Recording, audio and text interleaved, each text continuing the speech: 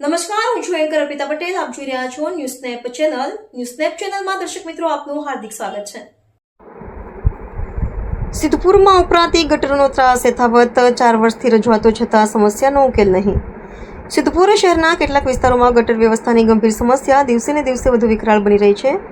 છેલ્લા 3 દિવસથી રોજ ગટરો ઉભરાઈ રહી હોવાના કારણે સ્થાનિક રહેવાસીઓ ભારે પરેશાનીનો સામનો કરી રહ્યા છે. રસ્તાઓ પર ગંદુ પાણી ફરી વળતા દુર્ગંધ ફેલાઈ રહી છે, તેમજ રોગચાળાનો ભય પણ ઊભો થયો છે.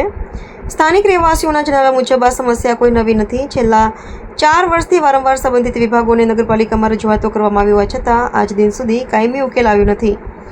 ગટર લાઇનોની અપૂરતી ક્ષમતા અને યોગ્ય જાળવણીના અભાવે વારંવાર ગટરો ઉભરાવાની સ્થિતિ સર્જાઈ રહી છે. રહેવાસીઓનું કહેવું છે કે ગંદા પાણીના કારણે વાહન ચાલકો, રાહદારીઓ અને આસપાસના વેપારીઓ પણ ભારે મુશ્કેલી પડી રહી છે.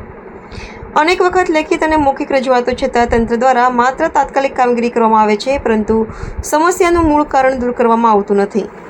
સ્થાનિક નાગરિકોમાં રોષની લાગણી જોવા મળી રહી છે. લોકોનું કહેવું છે કે જો તંત્ર દ્વારા વહેલી તકે કાયમી ઉકેલ લાવવામાં નહીં આવે તો આગામી દિવસોમાં ઉગ્ર રજૂઆતો અને વિરોધ કાર્યક્રમો હાથ ધરવામાં આવશે.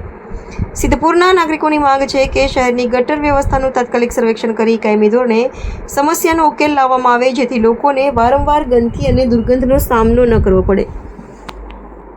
રિપોર્ટર અયુબભાઈ છુવારા, સિદ્ધપુર.